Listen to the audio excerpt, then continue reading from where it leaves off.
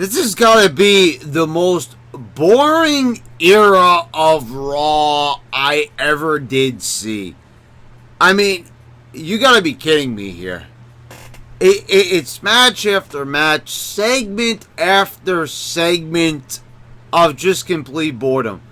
There's not one thing on this card that needed to happen that really affects anything or anyone, or you're not building any stars. Nothing new is being introduced. What is the point of watching this show? There's nothing. Nothing. Nada. Zip. Absolutely fucking nothing in this show that was worth my time, worth your time, worth anybody's time.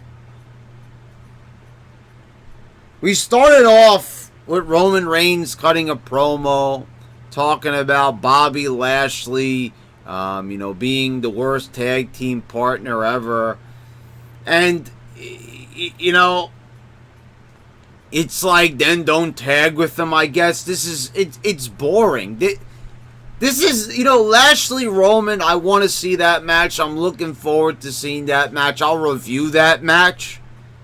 But the build to get to that match, I've said this time and time again about numerous other matches, where I said, yeah, that'll be a good match. And in any other point in WWE history, we'd probably end up getting a good little story to go along with it, but not this one. It's just a bunch of tag matches. Oh, they're not getting along, but we're just going to put them in a tag anyway. You can't keep playing off that same story for the whole entire feud. Are they going to come to blows at any point? Are they going to introduce any new storyline elements beyond the tag team shit? Nope. They're just going to keep it stagnant, keep them wrestling the Revival. They wrestled the Revival for the third time for the third week in a row! For the third week in a row. And you see Xena back there. She's just completely passed out from Raw. She can't take it anymore. She's completely out of it. Much like me. No, but I stayed awake for it. I'll be perfectly honest. I stayed awake. Unlike that, let sleeping dogs lie, as they say. It will continue on here. Ziggler and Drew McIntyre came out. Ziggler started cutting a promo. And this is, you listen to the promo by Ziggler, and you're like, how did they keep him off TV for this? Not saying that's a good quality promo, but, the guy's got poise. He sounds good on the mic. He's more than just a good in-ring technician. He knows what he's doing on the mic. He looks like $1 million. And I don't know why he has so many haters, why so many people dislike him. I don't know what it is. Perhaps they prefer their wrestlers to look more like Finn Balor. I don't understand. Ziggler, I guess he doesn't do as much high-flying stuff, so I guess, he's not held in the elite guard of, YWC and, the IWC elite. He's not a Samoa Joe. He's not a Finn Balor. They've got their favorites. They're biased. The Kellers and the Meltzers, that's who they like. So, a guy like Ziggler, I guess they don't really care so much about him. They come into the ring. They start beating up on Reigns. Seth Rollins comes out to make the save. Overall, I don't know what was really accomplished in this opening segment. I mean, first of all, I'm confused as hell here. So, you've got Roman talking about Lashley. Lashley's nowhere to be found. He's not going to show up until their match later on against the Revival. For some reason, Roman is now involved with Ziggler and Drew McIntyre because, he decided to help out Seth Rollins. So they're mixing the stories again. So, Seth is just a singles wrestler for months and months and months. Drew McIntyre and Ziggler said that they were, going to take over the tag division. They canceled their plans like a week later, and had Ziggler winning the IC title. And you would think that maybe Drew, they would want to probably rebuild since his return to WWE. They don't give it to him. They give it to Ziggler, even though he's already been the world champion. The endless cycle continues. You know, they're mixing feuds. I guess the feud, they realize with Lashley and Roman is not very good. So instead of just focusing on making that one better, they're just going to make a whole bunch of little feuds in between to bide their time until it's time to have the match. And then it's time to move on to the next shitty feud. Curtis Axel defeated Matt Hardy. Why? I mean, okay, so they're building up the B team, and now they're winning every week. So it doesn't even make sense to have celebrations because, you know, now it's just they're going to keep winning and winning. And I understand they have a long way to go because they were losing so much. But okay, we'll talk about that. You could argue about that all day. I know I've even said he's Mr. Perfect Son. He should be treated as one of the elites. He should be treated well, but you know, it doesn't matter. You know, for example, Cody Rhodes, you know, it doesn't really matter what you know, if you're someone's son. But I think Mr. Perfect was held in a higher regard than he was than Dusty Rhodes. And unless McMahon still has it in the back of his head because maybe, you know, Kurt Hennig went to WCW, he's going to punish his son. I don't know, when he came in, you know, when he came into WWE, they made him Michael McGillicuddy. They had him waste his time for a few months, you know, with the, you know, with Nexus and all that. Then they decided, like, a few years later to bring him back up to the main roster. They were, you know, they put him with Paul Heyman. They gave him the IC title. But you could kind of tell the way how things went when they put him in that match against Triple H in 2013. And I just remembered about this match because somebody commented on one of my old videos. I got the notification. I'm like, oh yeah, that's right. That Curtis Axel and Triple H had a match, like his first night in when he was introduced. And somebody wrote in that comment just a few days ago saying, you should have known how it was going to go with Curtis Axel the minute that Triple H wouldn't put him over. And that was a good point. It's the same thing with Sanity. I just don't understand how you could have your first match with the company. And I know it's predictable to win your first match, but Vince Russo had even said it. There are times when predictability, it just has to be. Because it just looks ridiculous otherwise. You know, okay, if you lose your first match, it's like, why is anybody going to take you seriously? If you don't make a strong first impression, that just shows that you're not worth anybody's time. You're just going to be a loser. So you're being introduced as not being good enough to win your very first match. It used to be that WWE would plan a debut for weeks, for months. They would build up to something. When that person would get there, not only would they have a grand entrance, but they'd probably win their first match. And there would be a lot going around it. You know, like, for example, the last time I can really remember, like, a debut when they put a lot into it, I'm probably missing on a few. You know, Sin Cara, they had him win for the first couple of weeks. They had vignettes. But I'll say, like, MVP with Montel Vontavious Porter. Also, what happened to MVP? You know, I just have to mention it here. I know it's completely irrelevant to what I'm talking about, but he showed up in the Royal Rumble, right? Wasn't he in the Royal Rumble? And then he showed up on Raw 25, and then he was nowhere to be found. I don't understand. The guy's in great shape. He's definitely could still go in the ring, but, you know, he just disappeared, basically. I don't know, but, you know, I should have known what Curtis said. But anyway, he's winning here against Matt Hardy. And there's something about Matt Hardy losing a singles match. You know, like, this guy's just a tag wrestler, and he's beating a guy that just mere months ago was a singles wrestler. And that type of stuff bothers me. That's like almost if, like, Dash Dawson beat Jeff Hardy in the match. It just, well, I said that backwards, isn't it? Dash Wilder, whatever the hell their names are. I don't even care. I don't even know. So Curtis wins here. Bray Wyatt got into an accident. I hope he's okay.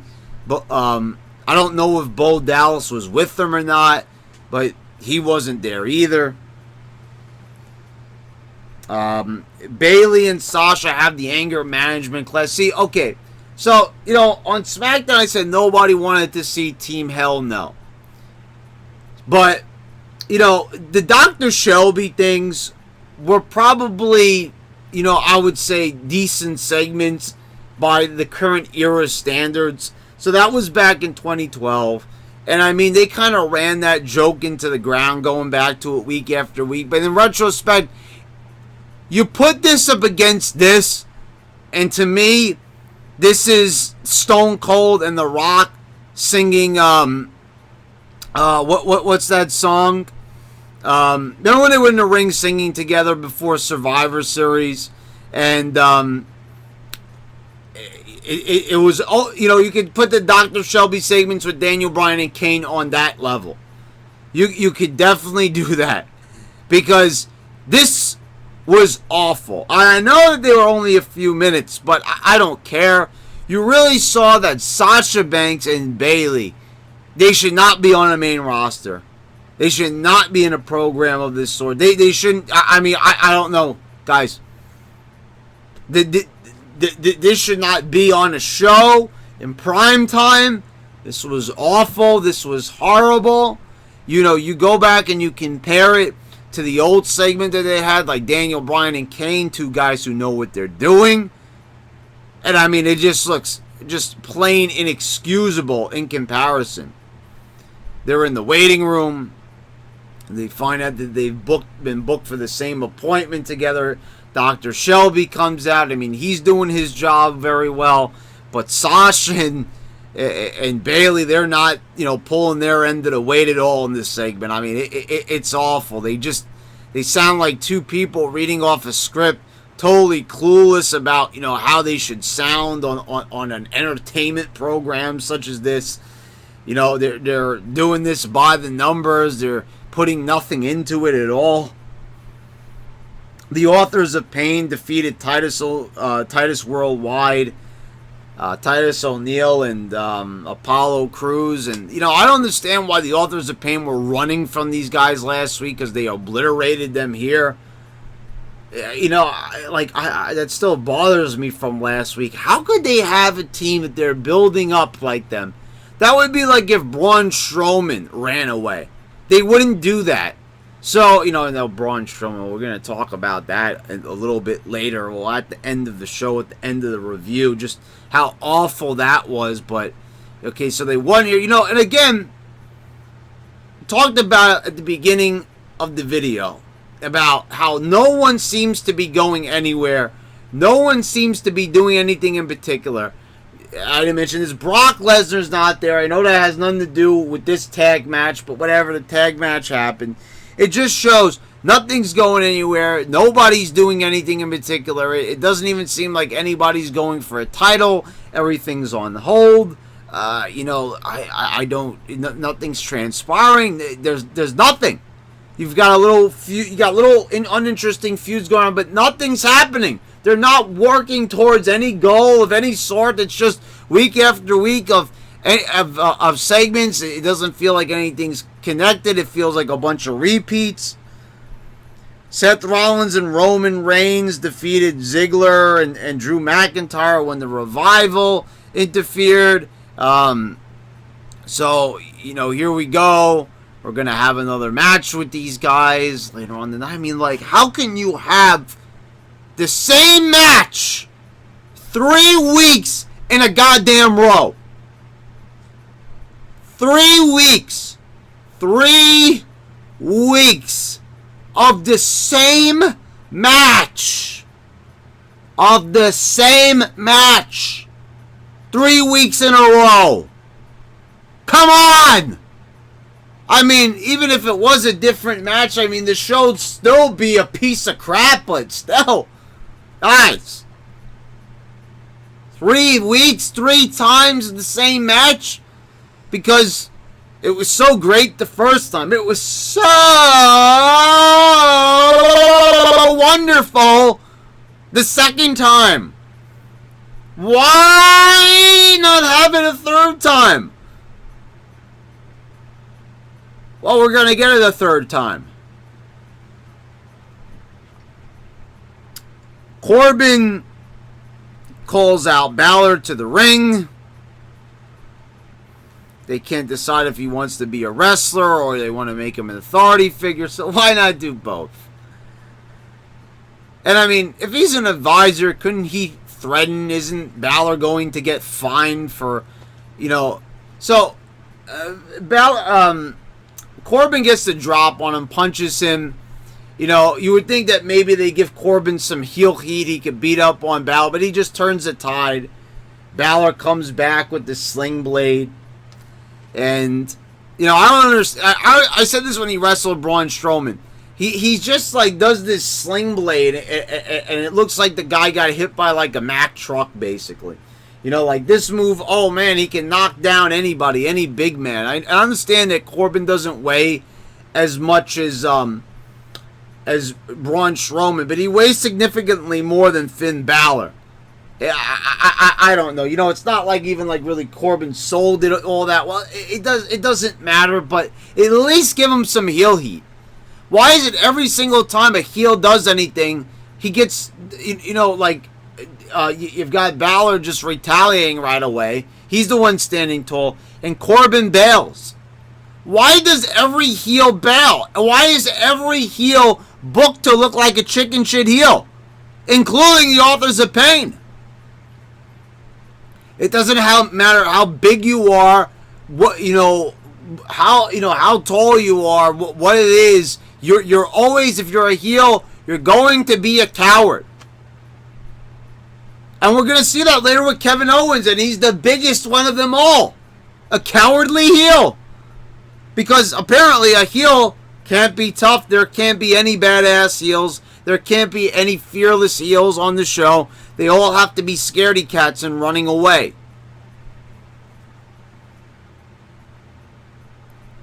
So, Elias is backstage. He wasn't even there last week. He is undoubtedly, with the exception of Braun Strowman, probably the most over star on the roster. And he is reduced to a backstage segment, playing for Liv Morgan and Sarah Logan. Liv Morgan has a match against Ember Moon. Ember Moon wins. I don't know what to tell you. Ember Moon shows up. We know nothing about her. We understand that she's all tough. She's got the what are they called? I can't think of them. The things you put in your eyes, contacts. Crazy contact lenses. That's something that people used to do in the very, very early 2000s, 1999. My cousin used to do that with the crazy crap going on in there. It looks like your eyes are all spiraled out. Looks like you're a reptile or something. Then a few weeks later, she's talking with Bayley and Sasha Banks. And she, hey! She's putting on the girly girl voice, the Valley Girl. She's a Valley Girl. She's Shinobi one week, coming out with the cool entrance and stuff, and and now we're not getting any type of character development and everything like that. Oh, she's a good wrestler.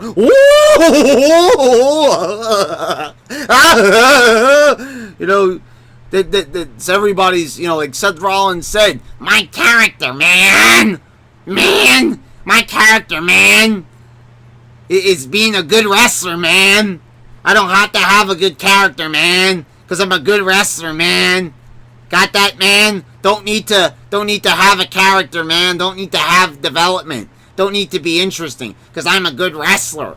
I could do 1,000 moves in a row and not sell. I could barely even sell a knee injury convincingly. But hey, guys. Hey, guys. Hey, guys. Guys, you're on fire tonight. You're on fire. Fire. fire tonight. So, I don't need a character. I've got this beautiful voice. Listen to it. It's tremendous. It's great for cutting promos. I'm a real tough guy. I do CrossFit. Hey, hey, hey, hey, hey, hey.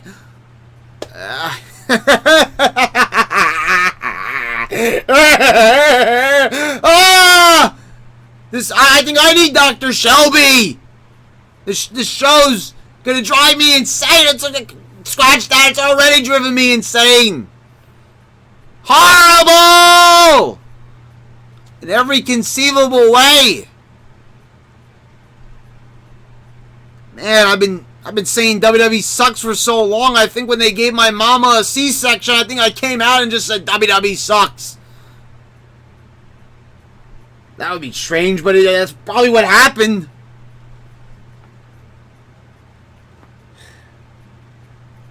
So they go back to the anger management. Dr. Shelby says they're going to play a game. Sasha Banks should act like Bayley. Bayley acts like Sasha Banks. These impressions weren't even funny. They were about as basic as they could get. Terrible acting. Dr. Shelby did his enough thing, but when he got angry like he did with Daniel Bryan and Kane, arguing like he couldn't take it anymore. I don't know. These segments were bad. They're not good actors. They have no idea how to entertain. All they've been taught is how to do choreographed moves in the ring and make a bunch of smarky nerds pop for them. That's about it. All Sasha Banks has done for the past couple of years is do exactly what Bayley did. Put on the knuckle dusters, do the little sway shit, put on the glasses, and that's about it. And all Bayley's done is exactly, just basically act like a woman child. I don't know if that's a real term, like a man child. Even Pee Wee Herman acted more hardcore than Bayley, for God's sake. So I don't understand. I won't even mention Pee Wee Herman. I am a massive Paul Rubens fan, so I'm not even going to besmirch the man's name by mentioning him in the same sentence as Bayley. But these anger management, well, they weren't anger management. They were, therapy, whatever. And they were not good. Not good at all. And I like how we're just supposed to remember. Did he say his name was Dr. Shelby when he came in? Also the pop wasn't as big as I thought it was going to be for him, which probably proves that that many of the fans that were there in 2012 are probably not there anymore.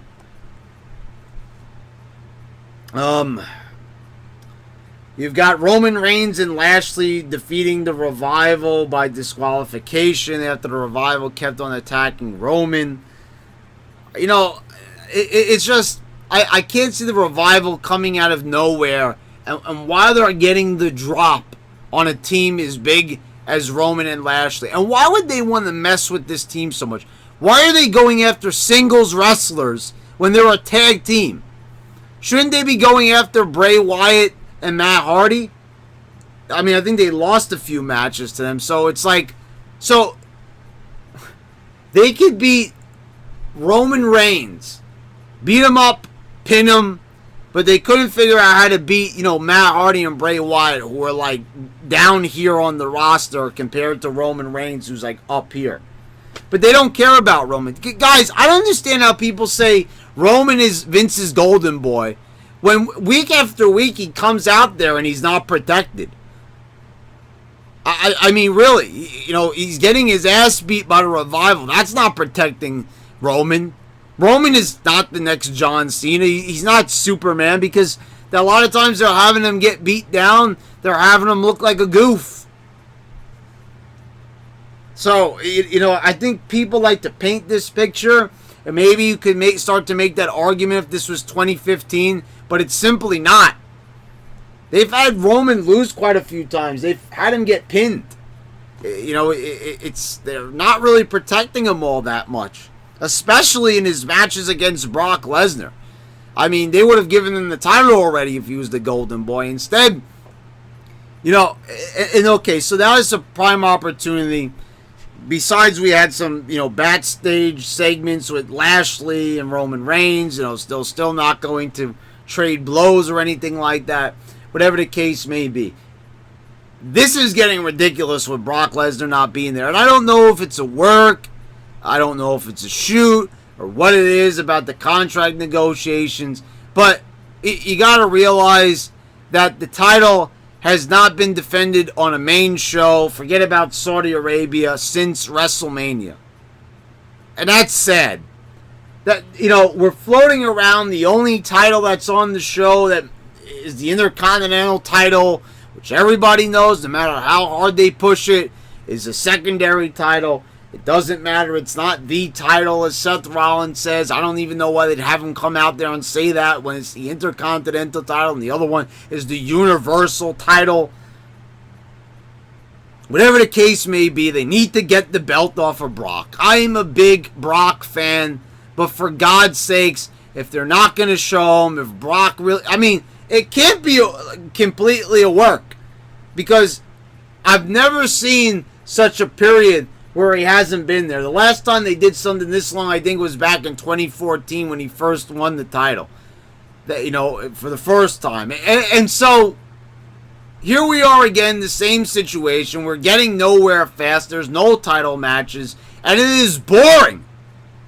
He's not there at all. There's no title defenses. They're not building any stories with any stakes because there isn't a world title. They canceled the number one contenders match they had planned. So all the other wrestlers, then they had to find separate feuds for them. So I don't know if that was a work or what it was. But it's completely ridiculous.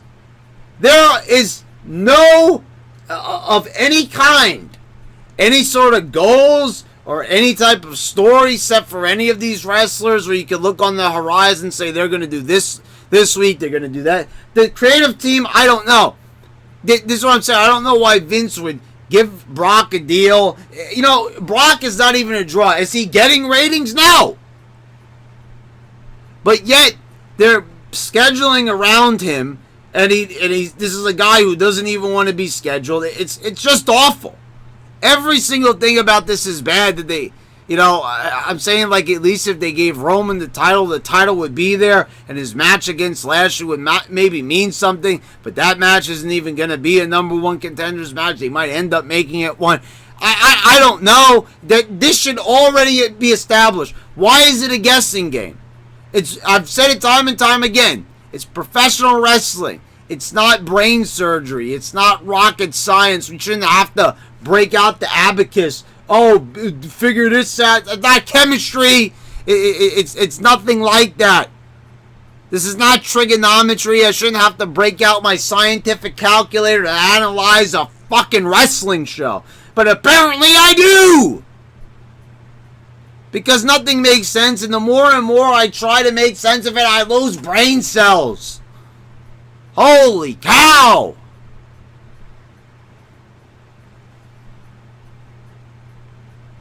Mojo Rawley, No Way Jose. Mojo doesn't want to give him a rematch. No Way Jose goes to attack him after he beats up one of the Congo line people. Then Mojo, beats up on No Way Jose. I don't know about this feud, of why they're pushing it like they're doing. It's like, okay, you want to make Mojo a star, have him do something. Put some genuine effort into his character. He says that he's here. He says that the people in the Congo line didn't deserve to be here, even though they're not wrestling. I don't understand it. It doesn't. Once again, there's no clear lines here telling a story of why this is to make any sense. Why would he target? It seems like he's more concerned about the people following No Way Jose to the ring than No Way Jose himself. I don't know. Like I said, I like Mojo. I like his look. I think he could be something, but this is not a way to be something at all. This is a way of going nowhere fast and looks like a guy that is on his last legs, and You know, he's putting effort into it. You can hear on the mic and stuff, but this looks like a guy that it's like a program where you're like 2 months away from being released, where they have no idea what to do with you. They're going to do one last ditch effort to try to get you over. And they haven't even tried with the guy.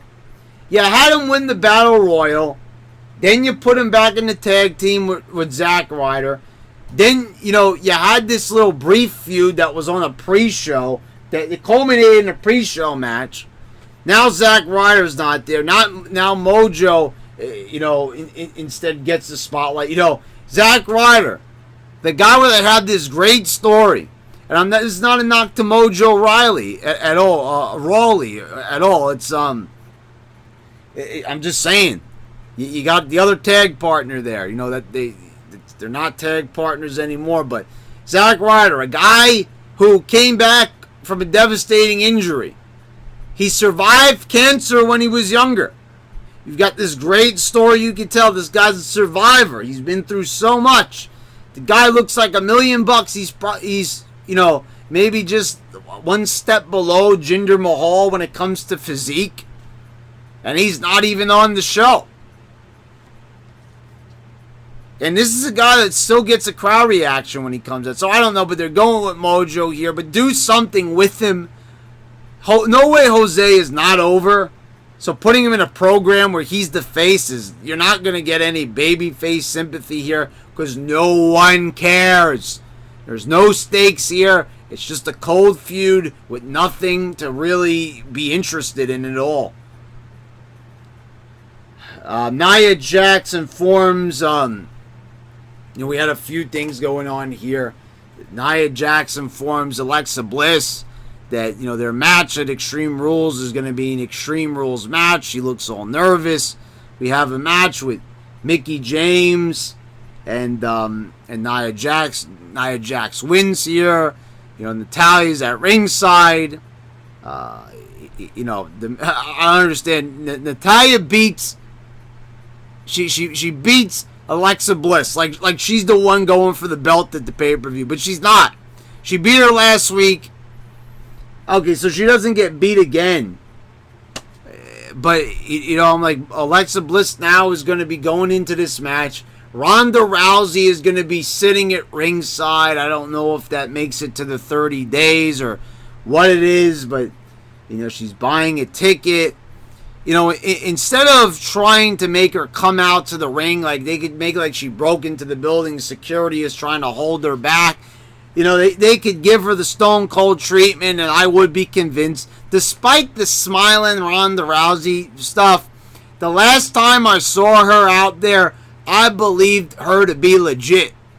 She looked like a badass. She was acting like a badass. She was, you know, hitting everything all on the right cues. And so I would like to see a little bit more of that. But, you know, instead we're going to wait all the way to Extreme Rules. We're going to play by the rules. And, you know, what is there like? We're going to have like one more week of this or something. I don't know, but, oh, God. I'll tell you one thing. Natalya is no replacement for Ronda Rousey. As much as they want to try to sell that or what it is that they're trying to play her off of Rousey so she looks better. I don't know. You can't figure out how to get Jim the Anvil Neidhart's daughter over, and she's been with the company for over a decade now. Still can't figure out what to do with her. Then again, you got Mr. Perfect's son, who's held in even higher regard, and you still can't figure out what to do with him either. So, you know, I don't know. I've had so many problems with this segment. Alexa Bliss, once again, looking cowardly here. Oh, I'm so scared. And then, you know, you get the mention of Ronda Rousey, where she's going to, instead of being more effective, like she could have been sitting in the front row of Raw instead. And then maybe she tries to jump the barricade and she gets stopped. You know, something, just something to make this build-up seem even remotely interesting would be nice. Backstage, you know, Kevin Owens was talking to Angle and everything about Strowman. He refused to give his keys to the valet. He's scared. You know, here we go. The ultimate chicken shit heel Kevin Owens. Not like everybody else is playing the same character, but Owens has got to do it in a grander fashion. So he's scared of Braun. Angle puts him in a match. He's backstage with, Jinder Mahal. Well, where's he been the whole show? You know, like he said, another guy, one of the few guys who looks like a star on this roster, relegated to the backstage area, just like Elias, right? There we go. You know, he gets some legit heel heat when he comes out, Jinder. You know, they were doing this atrocious character, Inner Peace. He's doing that stuff with Owens. No one's interested. He's not even out there. So Owens then has his match with Strowman. He ends up running away. He locks himself in a porta potty. Strowman follows him in the back. He duct tapes the thing closed. Then he drags it out on the stage and he pushes him over in the porta potty. You know, Owens falls out. He's a mess. That blue stuff is all over him, that cleaner. And, you know, I got to say once again, it's like, where is this going? All it is like, to me, it's like, you know, be a star, right? Don't be a bully. And here we go. You know, we're good people, right? Good people. We fight against breast cancer. We fight against bullying. We're for the Special Olympics. Power to the handicap. You know, so we're good, fine folks and everything. And be a star. Don't forget to be a star, folks, right? Vince McMahon is, you know, making fun of JR with Bell's palsy. You know, he makes sure to shift his face to the side. Classy, right? Of course. It's a classy company. Publicly traded, right? You know, we can't be, anything more than PG. Just PG content, but sure, you know what? We're going to make fun of people with Bell's palsy. Okay. Then, moving on here, we fast forward a few years. And we're here, and Braun Strowman is bullying Kevin Owens. He's a heel, okay, so I guess he deserves it, right? But Kevin Owens is not doing anything mean to him, right? He might want to use he might want to use Braun Strowman, you know, as the big guy to protect him. But then Kevin Owens is just not doing anything to Strowman. He's running away from him. You know, he gets his car destroyed. He's being taped into a porta potty and pushed over, so all the shit falls on top of him. That's real nice. You know what I mean? It's like, okay, I get it. Strowman is big and powerful. He's going to be the dominating guy. He's the alpha male, but they're putting him in a situation here where I'm feeling downright sympathetic towards Kevin Owens. I'm feeling downright sympathetic for the big oaf. For beached whale Kevin Owens. Because he's doing nothing to Strowman to deserve this. If he did some dastardly deeds, as I said last week, I could see then. You know, if he screwed over Strowman in the match, or, you know, he did something to provoke him, I could clearly see that. But it's like all these things of having, you know, Kevin Owens shake his hand, and, you know, these things are setting off Strowman. I don't understand. It's like Strowman is the Money in the Bank holder. You know, it's like, why don't they do something interesting? Bring back like the hardcore 24/7 rule. Why not? Why doesn't Strowman go find Brock Lesnar in his mansion? Get him. I don't. You know, if they want to have him do something mean, they could have him, like, I don't know. Find a way to maybe he could go to his house, get a referee, set up a ring at his mansion, and take the title off of him that way. I don't know. But all I'm saying is he's the Money in the Bank. He's got nobody to cash in on, so they're having him go in this feud. It's week after week. He's just doing mean things to Kevin Owens. Is he going to do something else bullyish to him next week? And the thing is, like I said, they're pushing the thing. Don't be a bully. Even having the heels going out there and saying it. Don't be a bully. And, you know, it's like Mojo Rawley last week. You know, he's there with the handicapped children, with teenagers or whatever, for the Special Olympics. And there he is bullying one of No Way Jose's Congo line members. Then we fast forward another week. And, I mean, they might have not promoted that stuff this week. But here we are. Strowman is bullying Kevin Owens. You know, I don't know what to tell you guys. This show was garbage. Every single minute of it. I'm sorry, but there's really not that much here to talk about that's really positive. I mean, the whole thing was pretty much horrible. There was nothing here, not one shred. I mean, like, you have Elias on the show. This is a creative person's dream. There are so many avenues what you could do with Elias. So many situations you could put him in. You know what I'm saying? You could have all these possibilities. The guy could wrestle. He could talk. He could play music. All the possibilities in the world. And all you could think to do is have him play a song for Liv Morgan backstage. That's all you could think to do. And you have Lashley and Roman Reigns, these two massive guys. Big stars. And they're not going to come to blows. You're going to have them wrestle the Revival for the 3rd week in a row. I don't know what to tell you guys. This is just plain awful. Every single part of this show is unbearable to watch. I mean, why watch this show? You can watch next week and you're probably going to see the 4th match. Right? Because it went to a no contest. I bet you there's a 4th match with the Revival. God, I hope not, but there is. And I'm going to be sitting here next week basically saying the same thing. And that's just scary when you can just predict that this show is going to be bad. I think that this is probably one of the most consistent stretches of bad shows I have seen from WWE.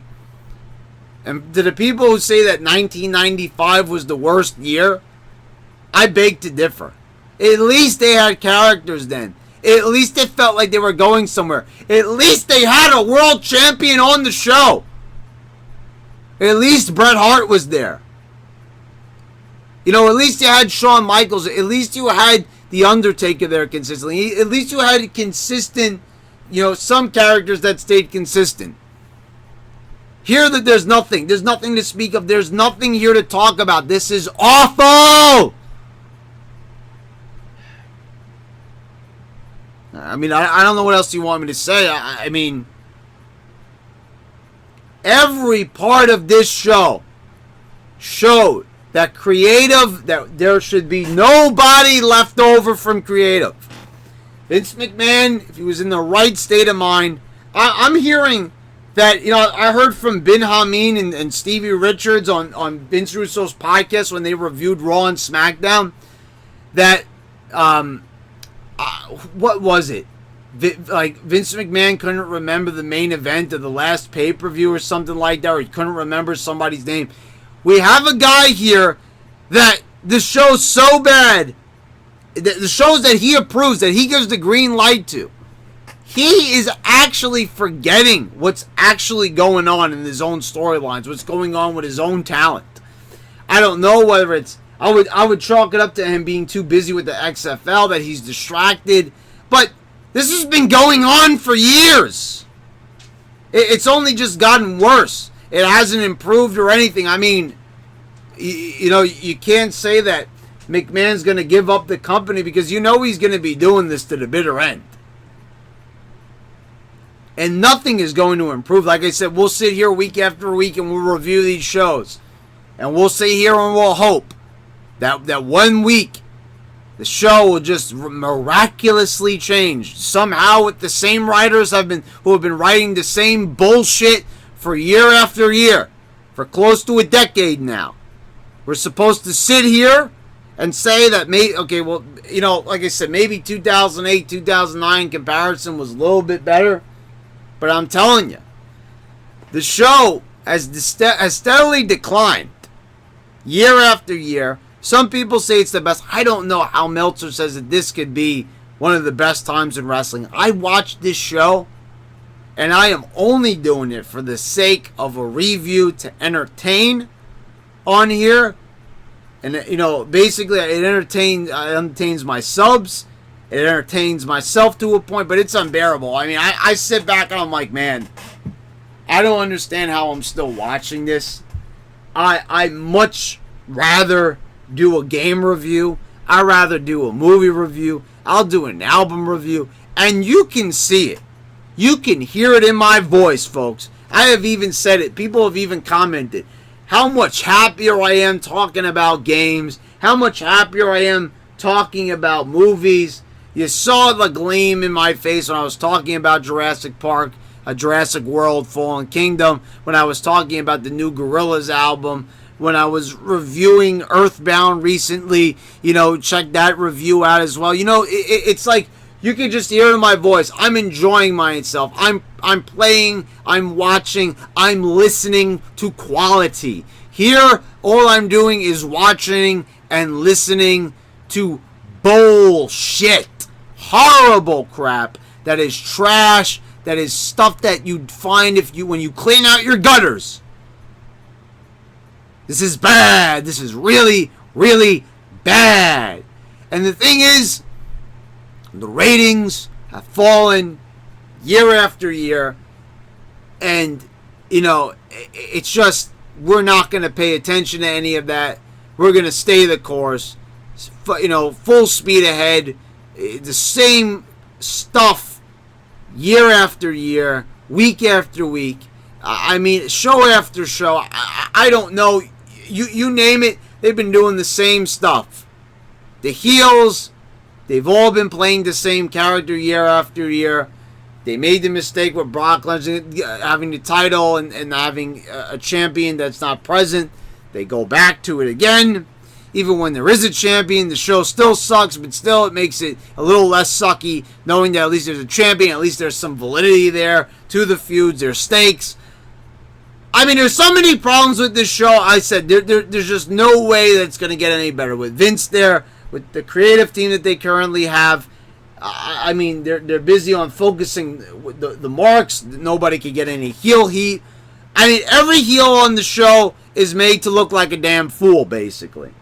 Kevin Owens, right? He was beating up on Vince McMahon. I said at the time, I says, man, Owens looked better than any heel did, years up to that point. He looked like $1 million beating up on McMahon. McMahon gave him that spot. I was happy about it. It didn't take long before they went back and they made Kevin Owens look like an idiot, and he's falling in love with Sami Zayn.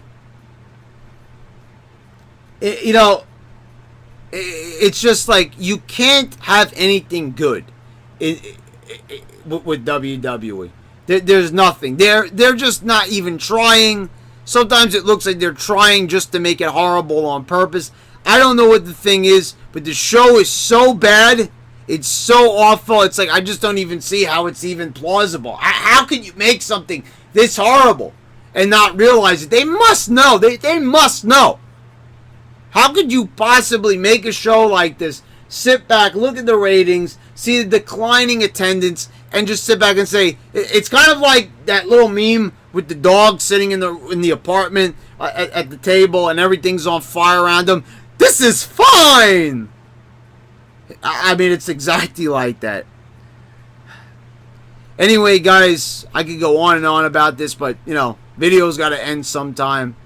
Thank you for watching, guys. Check out some of my other videos. Game reviews, movie reviews. Like I said, if you're sick of these reviews, I'm offering so many other options here on this channel. It's all about variety. So anyway, guys, and if you haven't already, please subscribe to the channel. Like I said, I'll spend like another minute here just talking because this is important. I'll end this video just so I can have the end card and this coincide. I've seen that most people watch my videos on the YouTube watch page. I don't know if it's people are not getting the notifications, but please subscribe, click the bell. I see a lot of people enjoy the videos, but you can be enjoying them. I upload very frequently, more often than many other YouTubers. So at least if you click the bell, you know when I can upload. You'll see when the game reviews come out. You'll see when the movie reviews come out. I see people saying, like, stop watching WWE, like, I enjoy you, but you're torturing yourself, and I don't even watch. Okay, so, guys, then you can watch the movie reviews. There's other ways that you guys can be entertained and support me, and you could be having a better time listening to that. If you don't want to hear all the negativity, you want to hear something probably more positive. I can't say that every game review is going to be positive, but I'm saying if you want to probably see me having more fun and not being tormented week after week, you can check out those videos, and I really appreciate it, by the way. Anyway, guys, there's your Raw review, and this has been your YWC champ. And I'm signing out.